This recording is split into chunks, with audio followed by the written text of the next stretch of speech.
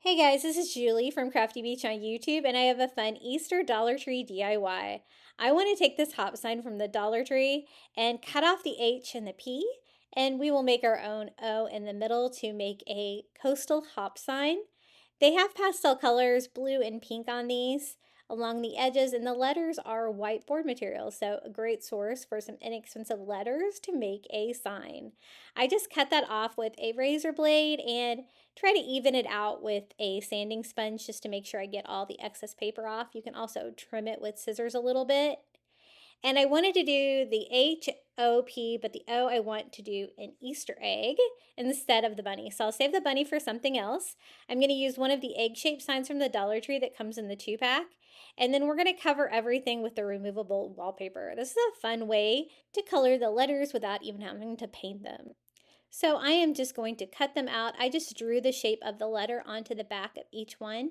This is the white wood pattern. I think it'll look really good for coastal. They have a couple different varieties of wood. I think they would all look great. And we're going to cover the little letter with that.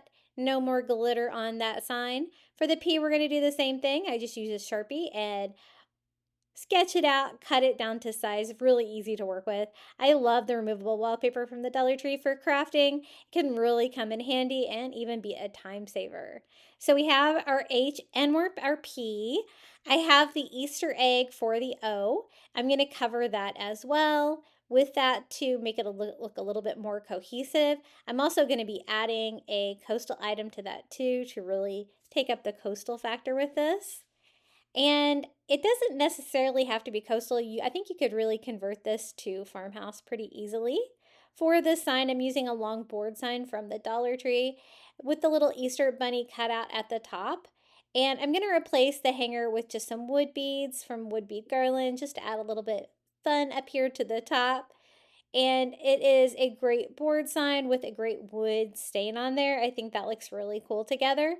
I'm just going to add the letters all the way down the sign, spelling out the word hop. It fills up the long vertical sign really well. And these skinny signs are great for like areas where you don't have a lot of room, but you want to add a little pop of decor.